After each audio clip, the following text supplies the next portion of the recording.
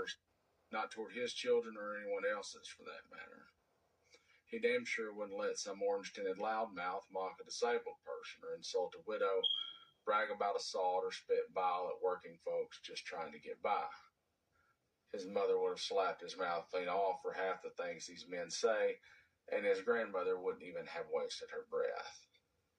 We were raised by steel and iron women in church dresses who carried casseroles in one hand and consequences in the other, and now you fly flags with a man's name on them. You worship him like a savior, and you can say you voted for the lesser of two evils if you want, maybe you did, but when you defend him, when you excuse him, when you wave his banner like it's a Stars and Stripes reborn, you're not just complicit, you've already sold your soul.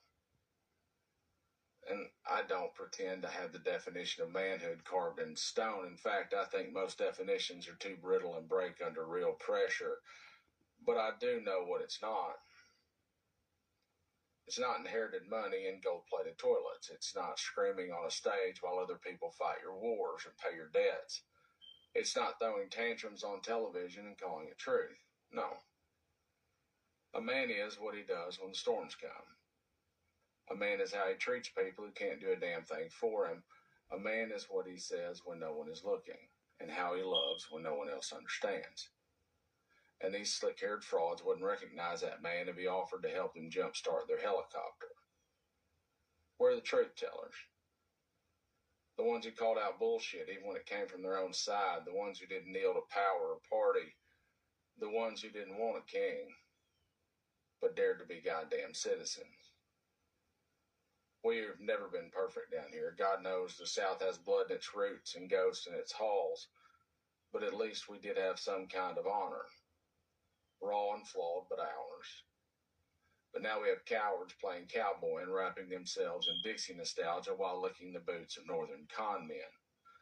You told my grandfather that one day Southern men would kneel. Kneel, God help us, before Yankees with gold toilets and fake tans. He'd have thought you were drunk or possessed by the devil. But here we are.